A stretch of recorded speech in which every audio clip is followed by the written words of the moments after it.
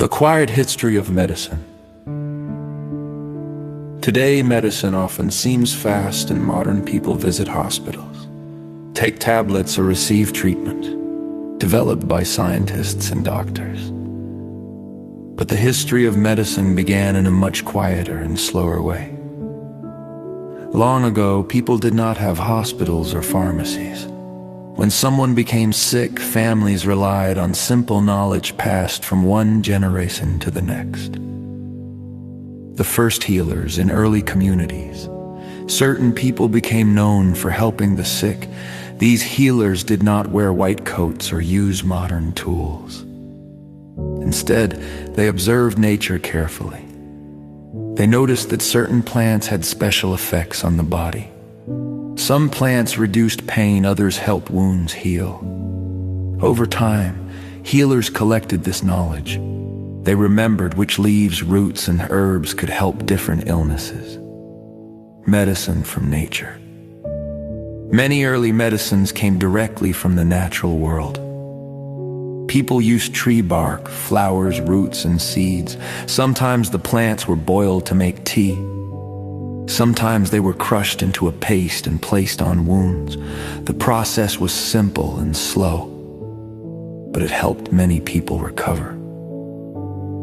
Caring for the sick. Medicine was not only about plants. Caring for the sick also meant providing rest, warmth, and food. Families stayed close to someone who was ill. They offered water. They kept fires burning to maintain warmth. They waited patiently while the person slowly recovered, learning through time. Early healers learned mostly through experience. If a treatment worked, they remembered it. If it did not help, they tried something different next time. This knowledge grew slowly over many years. Communities shared their discoveries with neighbors and travelers. Little by little, medicine became more organized. The first medical traditions, as societies grew, medicine became more structured. Ancient cultures in places like ancient Egypt, ancient Greece, and ancient China developed their own medical traditions. Some wrote down their knowledge. Others trained students who would become healers themselves. These traditions laid the foundation for future medical science. The slow progress of medicine. For thousands of years, progress in medicine happened slowly. New ideas appeared gradually. Doctors began studying the human body more carefully. Tools and techniques improved. Step by step, medicine moved forward. A simple ending. Today, modern medicine can treat illnesses that once seemed impossible to cure. Yet the roots of medicine remain connected to the past: observation, patience, care for the sick. Long ago, people did not fully understand how the body worked, but they tried their best to help each other. And through many quiet discoveries across centuries, the story of medicine slowly unfolded. The surprisingly boring history of taking medicine. Today, taking medicine is usually a quick moment. Someone opens a bottle, takes a tablet, drinks a little water, and continues their day. But for most of human history, taking medicine was a slower and often less pleasant experience. Long ago, medicine rarely came in small tablets or capsules. Instead, it often came as bitter liquids, crushed herbs, or strange mixtures prepared by local healers. People sometimes drank these mixtures slowly, trying not to react to the taste. Many early medicines were made from plants. Leaves were boiled in water. Roots were crushed into powder. Sometimes honey was added to make the medicine easier to swallow. Even then, the taste could still be very strong. In many villages, the person preparing medicine worked quietly at a small table or near a fire. They used simple tools like wooden bowls, stone grinders, and clay pots. The process was slow. First, the herbs were collected, then they were washed. After that, they were crushed, mixed, or boiled. Finally, the medicine was ready. But even after the medicine was finished, the process was not over. People often had to take it several times a day. Morning, afternoon, evening. The routine repeated again and again until the illness slowly disappeared. Sometimes people recovered quickly. Other times they waited many days. While waiting, life moved at a slower pace. The sick person rested. Family members checked on them. Someone prepared another dose of medicine. These quiet routines happened in homes across the world. There were no machines or laboratories, just small bowls, simple plants, and patience. Over time, medicine slowly improved. Scientists studied plants more carefully. Doctors began understanding how the body works. Eventually, medicines became easier to take. Small tablets replaced many bitter mixtures, yet the simple act of taking medicine remains very similar. Someone feels unwell. They take something to help. Then they wait. And in that quiet moment of waiting, a very small piece of everyday history continues. The extremely boring history of waiting for medicine to work. Today, many people take medicine and expect results quickly. A tablet is swallowed, and within a short time, the pain may fade or the fever may slowly drop. But the act of waiting for medicine to work has always been part of the healing process. And for most of human history, that waiting was long and quiet. The moment after taking medicine. Long ago, medicine rarely worked instantly. A healer might prepare a drink made from herbs and water. The patient slowly drank the mixture. Sometimes the taste was bitter. Sometimes it was warm and comforting. But once the medicine was taken, there was nothing left to do except wait. A slow passage of time. Waiting for medicine to work often meant resting. The sick person might lie down on a bed made of straw or simple cloth. Nearby, family members moved quietly through the house. A small fire crackled in the corner outside. Daily life continued. Inside, time moved slowly. Small signs of improvement. People often watch carefully for small changes. Was the fever lower? Did the pain feel a little weaker? Was breathing easier? These small improvements sometimes appeared gradually. Sometimes they took many hours, other times they took several days, but people continued waiting patiently. Quiet care. During this waiting period, family members helped in simple ways. Someone brought water. Someone adjusted blankets. Someone checked the patient's temperature with a gentle hand on the forehead.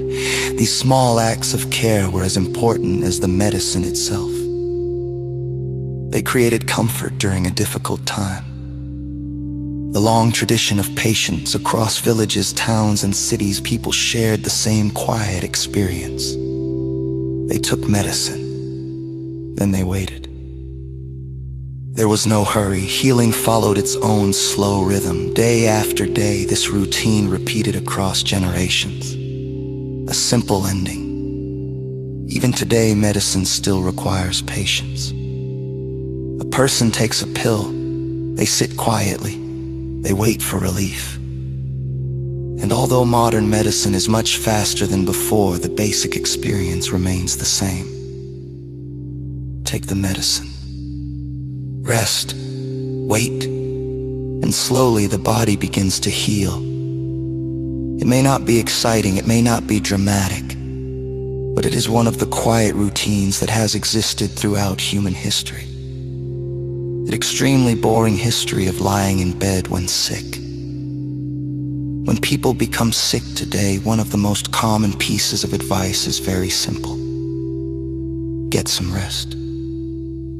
It sounds ordinary, but resting in bed while sick has been part of human life for thousands of years. And for most of that time, it was one of the quietest and slowest experiences a person could have.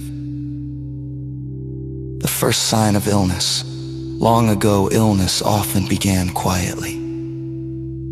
A person might feel tired, their head might ache, their body might feel warmer than usual.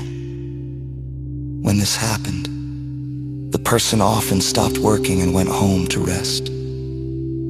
There were no quick medical tests or machines to explain what was happening. Instead, people relied on one simple solution. They lay down and waited. The simple bed. Beds in the past were very different from modern ones. Many people slept on simple mattresses filled with straw or dried grass. Others rested on wooden frames covered with blankets or cloth. Even though these beds were simple, they provided something very important. A place to lie still. Long hours of rest. Once someone lay down, time moved slowly. The room might be quiet outside, life continued normally. People worked, animals moved through fields, and the sun slowly crossed the sky. But inside the house, the sick person rested. Sometimes they slept. Sometimes they simply stared at the ceiling or listened to small sounds around them. Small acts of care. Family members often helped in simple ways. Someone brought water. Someone brought warm soup or bread. Someone adjusted blankets to keep the patient comfortable. These small actions were repeated many times throughout the day. They were simple, but they showed care and attention. The slow return to health. Recovery rarely happened instantly. A person might rest in bed for several days. During this time, they waited patiently. They noticed small improvements. The fever faded. The headache became weaker, their strength slowly returned. Eventually, they stood up again. A quiet tradition across centuries and cultures, this routine remained very similar. Someone became sick. They rested in bed. They waited quietly for their body to recover. There were no dramatic moments, just long hours of stillness and patience. A simple ending. Even today, resting in bed is still one of the most common responses to illness. Medicine may help speed recovery, but the body still needs time, so people lie down, they close their eyes, they wait. And in that quiet waiting, another small piece of everyday history continued.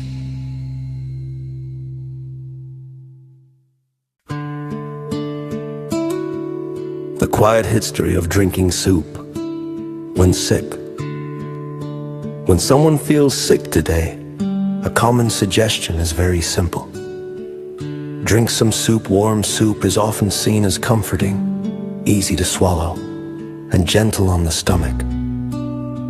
It may seem like a small part of modern life, but the habit of drinking soup when sick has a very long and quiet history. For thousands of years, people have turned to warm liquids during illness. Long before modern medicine, families relied on simple foods that were easy to prepare, and easy to digest. Soup became one of the most common choices. The earliest soups. Early soups were very simple. People placed water into clay pots or metal containers and heated it over a fire. Then they added whatever ingredients were available nearby. Sometimes it was vegetables. Sometimes it was small pieces of meat. Sometimes it was just herbs and salt. The mixture slowly simmered while the fire burned quietly beneath the pot. Over time, the water absorbed the flavors of the ingredients. What remained was a warm, nourishing liquid. Why soup was helpful. When people were sick, they often lost their appetite. Solid foods could feel difficult to chew or swallow. Soup solved this problem. It required very little effort to eat. A person could sip it slowly from a bowl or cup. The warmth also helped people feel more comfortable, especially during cold weather or fever. For this reason, soup became closely connected with caring for the sick, a simple act of care. In many homes, preparing soup was one of the first things family members did when someone became ill. A pot was placed over the fire, water was added. Then small ingredients were dropped into the pot. The soup cooked slowly, filling the room with a gentle smell. When it was ready, someone carried the bowl carefully to the person resting in bed. The patient sat up slowly and took small sips. The soup was warm, simple, and calming. Soup in different cultures. Around the world, many cultures developed their own versions of soup for sick people. Some used chicken broth. Others used vegetables, rice, or herbs. Each version was slightly different, but the purpose remained the same: to provide warmth, comfort, and gentle nourishment. Even though the ingredients changed, the quiet moment of drinking soup remained familiar everywhere. The slow recovery. Drinking soup did not cure illness instantly, but it helped people stay hydrated and regain energy. Often the sick person drank several bowls over many days: morning, afternoon, evening. Each bowl was another small step toward recovery, a tradition that continues. Today, modern medicine has improved greatly. Doctors can treat many illnesses quickly. Yet the tradition of drinking soup when sick still remains. Many people still reach for a bowl of warm soup during a cold or fever. It is not dramatic. It is not complicated. Just a simple bowl of warm liquid. A quiet ending. Throughout history, caring for the sick has often involved small, gentle actions. A blanket adjusted, a glass of water offered, a bowl of soup prepared. These moments may seem ordinary, but they have been repeated in homes across the world for thousands of years. And somewhere, even today, someone is sitting quietly in bed, slowly sipping warm soup while waiting to feel better. The surprisingly long history of blowing your nose. Blowing your nose is a very small part of daily life. It happens quickly and usually without much thought. A person feels their nose becoming blocked, reaches for a tissue or cloth, and clears it. The moment passes in just a few seconds, but this simple action has existed in human life for a very long time. Early ways of clearing the nose. Long ago, people did not have paper tissues or disposable handkerchiefs. When someone needed to clear their nose, they used whatever was available. Sometimes it was a piece of cloth. Sometimes it was a sleeve. In many places, people simply stepped outside and cleared their nose away from others. It was not considered unusual. It was simply part of everyday life. Cloth handkerchiefs. Over time, cloth handkerchiefs became common. These small pieces of fabric were carried in pockets or bags. When someone needed to blow their nose, they unfolded the cloth and used it. Later, the cloth could be washed and used again. Many families kept several handkerchiefs ready for daily use. They were practical and reusable. Seasonal illness. Blowing your nose became especially common during cold seasons. When temperatures dropped, people often developed colds or noses became blocked or runny. So they reached for their cloth again and again. Morning, afternoon, evening. It was not a dramatic event, just a quiet routine repeated many times a day. Public manners. As societies changed, people developed rules about where and how to blow their noses. In some places, it became polite to step aside. In other places, people used handkerchiefs discreetly. These small habits became part of social manners. They helped people keep up,